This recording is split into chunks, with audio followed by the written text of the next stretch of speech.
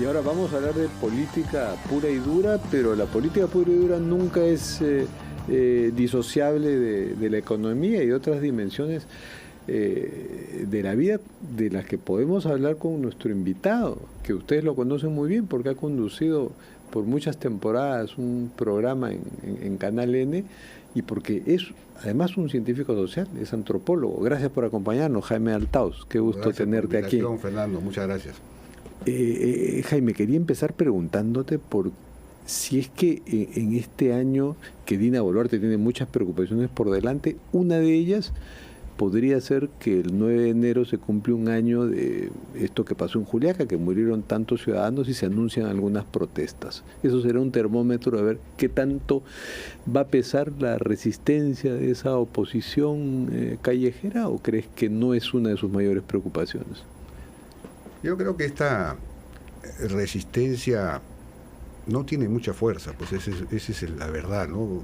En realidad la prueba más importante ocurrió los días 7, 8 y 9 de diciembre, en la que se conmemoraba, por decir una palabra, el año del golpe de Castillo, o del golpe contra Castillo, como señala ese grupo, ¿no? El grupo de sus seguidores, los que hicieron esta insurrección muy violenta, ¿no? Tremendamente violenta. Y esa manifestación tuvo en Lima, según el general Sanabria, 1.200 personas y según otras informaciones, 1.500 personas. Es decir, prácticamente no existió, ¿no?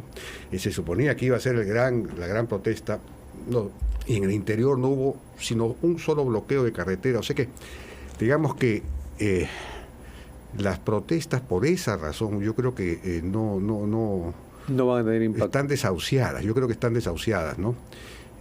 Y en realidad el problema del gobierno es un problema digamos, no podemos seguir en una situación como la que estamos hasta el 2026, porque vamos a llegar eventualmente, si seguimos así, con un nivel de pobreza del 30%, ¿no? Vamos a regresar al 30% de la pandemia. Lo cual es terrible porque ahí estaríamos ante con una situación de inseguridad creciente si es que no dan resultado las medidas, los decretos legislativos que se han aprobado, ¿no?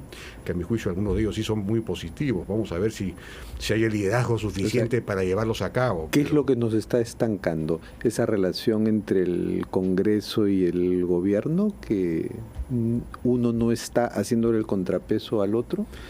Claro, lo que tenemos ahí es un Congreso que debería desarrollar pues una oposición. El gobierno necesita una buena oposición, una oposición, digamos, constructiva, sobre la base de una agenda de reformas. Si es que hay un cierto pacto entre el gobierno y el Congreso, no debería ser pues simplemente un pacto de sobrevivencia, debería ser un pacto alrededor de una agenda de reformas, ¿no? Y eso es lo que no existe.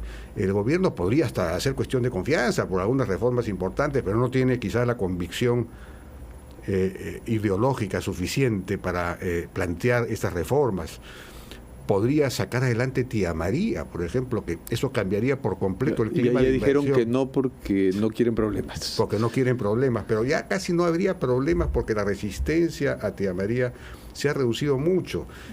Pero claro, no hay pues la voluntad. Pero el propio primer ministro dijo no. Sí, pues dijo no. Entonces no hay la voluntad. Y no estamos hablando de un primer ministro que sea pues de izquierda, anti-inversión, no, todo lo contrario. Entonces si este gobierno se va a quedar hasta el 2026... lo menos que puede hacer es quedarse para algo, claro. para digamos... Claro, pero lo dijiste bien. Entonces, que no haya un pacto de supervivencia que es tácito, ¿no? Porque ni siquiera es evidente, claro, sino que sea una especie de una alianza proactiva. Proactiva, efectivamente, en torno a una agenda de reformas, ¿no? Que son bastante conocidas las reformas que habría que llevar a cabo, y hay muy poco de eso. Este pacto ha tenido ciertos efectos positivos en los decretos legislativos, en las facultades legislativas que le ha dado al Ejecutivo. Claro, que se vencieron el 22 de diciembre. Claro, que vencieron ya, pero que le ha dado 2 facultades en 2 ocasiones, ¿no? Y el gobierno las ha aprovechado en algunos temas. Por ejemplo, sacó este decreto legislativo en mayo ya, estableciendo la obligatoriedad de los análisis de impacto regulatorio para cualquier norma que el Ejecutivo quiera dar. tiene que pasar antes por un análisis de impacto regulatorio para ver si la norma es positiva, negativa, si crea más problemas de los que resuelve, genera más costos de los que, en fin. Además obliga a hacer una revisión del stock de normas, de las normas vigentes. Claro, eso es más costoso, necesita plata porque hay que revisar miles de normas. Es que estamos sobreregulados. Y claro, cada vez nos sobreregulamos más. Así es, efectivamente la economía está asfixiada. Incluso la lucha contra la corrupción ha tenido un efecto sobreregulador. Así es. Que la ha complicado más. Que la ha complicado más, efectivamente, y que favorece en última instancia la corrupción también, porque mientras más regulaciones, más corrupción.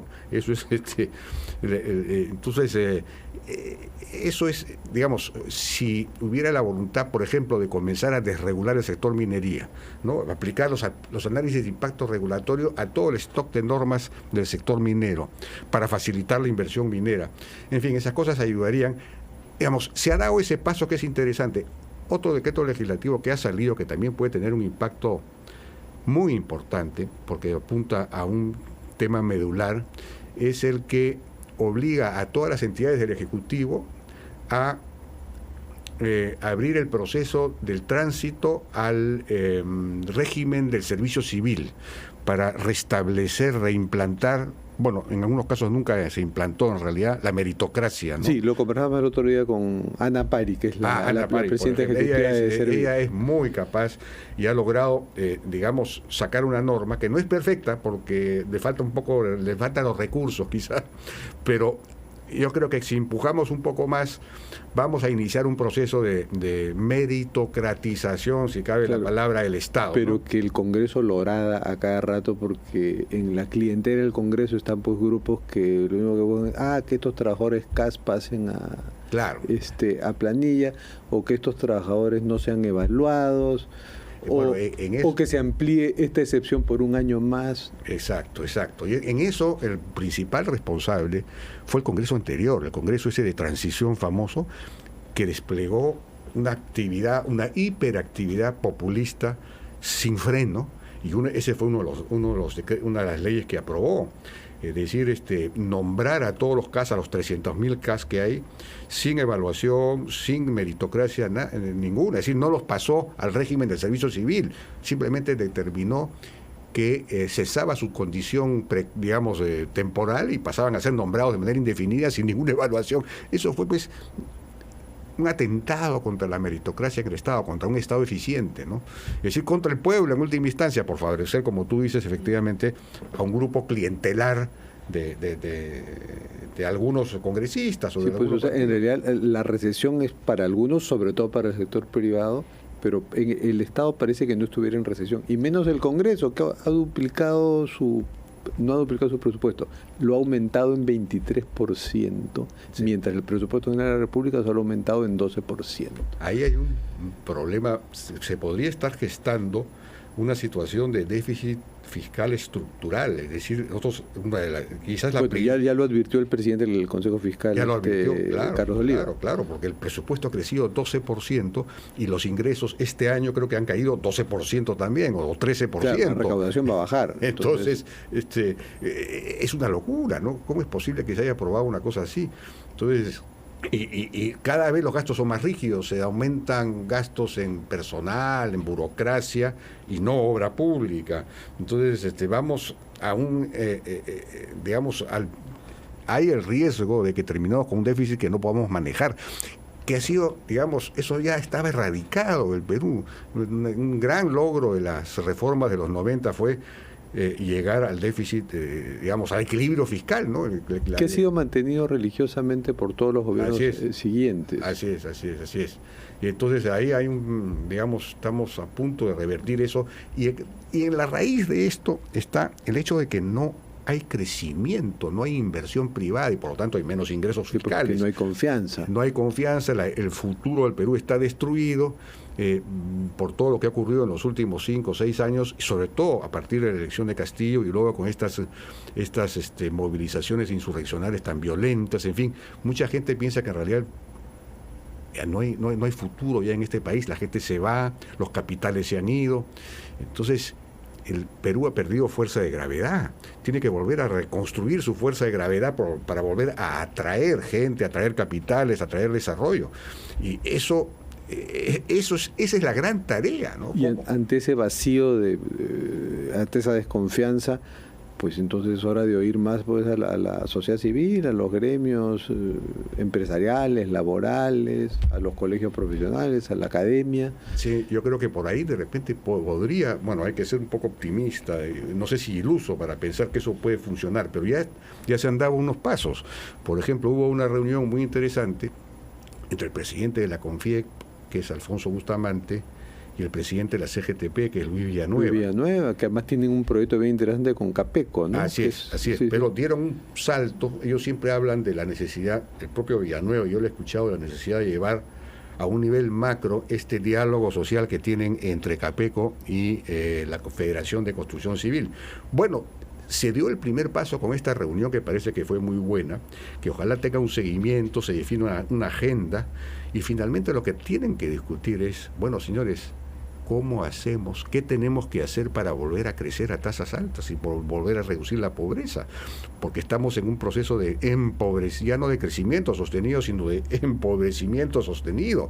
Es decir, estamos llevando al país a la inviabilidad total. Pero sería interesante que estos caballeros visiten al Congreso así vistosamente, ¿no? Como una forma de presión, ¿no? Miren ustedes que están, en lugar de pelearse con la Junta Nacional de Justicia, arrancharse instituciones, ¿por qué no tienen esta agenda de reforma de la justicia, del Estado? Claro, sí, bueno, sería bueno, pero digamos, tendrían que empezar a reunirse ya con más, formar un grupo de trabajo quizá, con otros gremios también, y empezar a trabajar una agenda, ¿no? Y esa llevarla al Congreso, es decir, hacer un trabajo serio.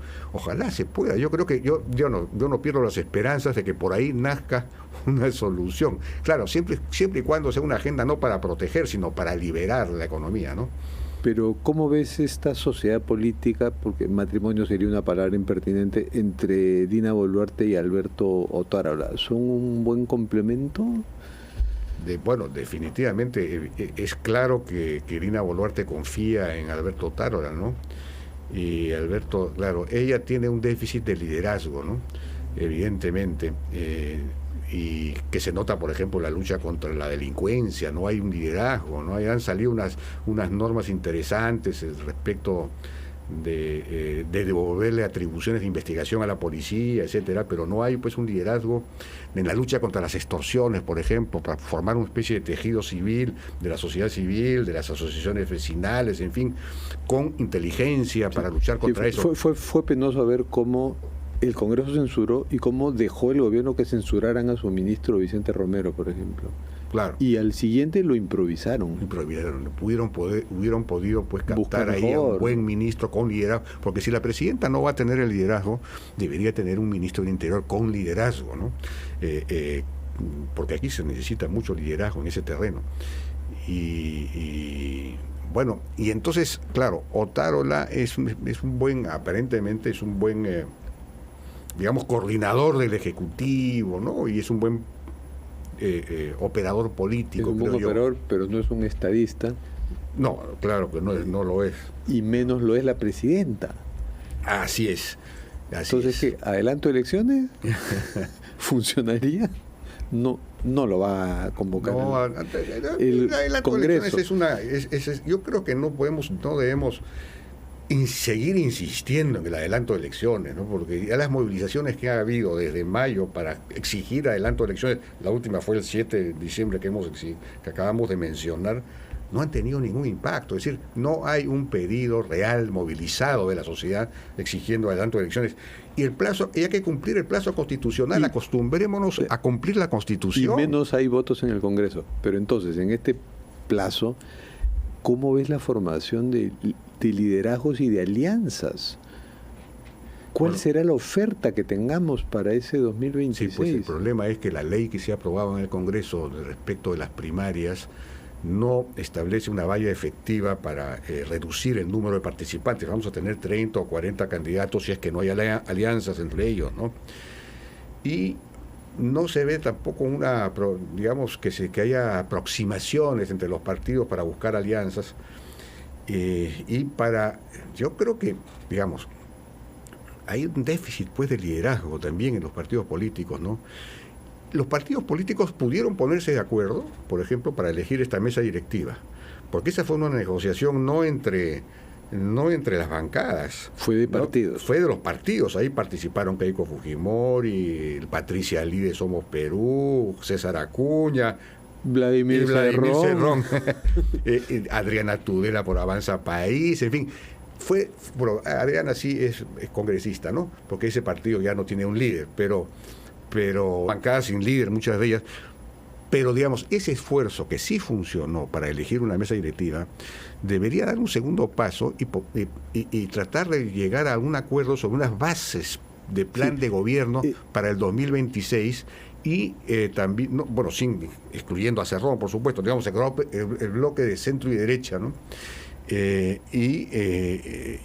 Y una agenda de reformas, pues una agenda de reformas. ¿De dónde va a venir la agenda de reformas? ¿O del Ejecutivo o del Legislativo? No viene de ninguna parte, tiene que venir, como conversábamos, de la sociedad civil, pero bueno, hay que meterle un poco más de punche, como dice el gobierno.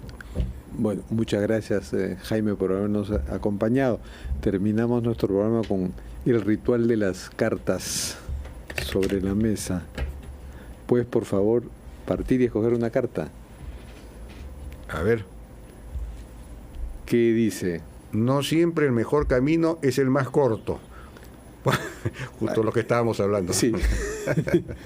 La carta es un recuerdo del programa. Gracias. Muchas gracias, Jaime Altaos.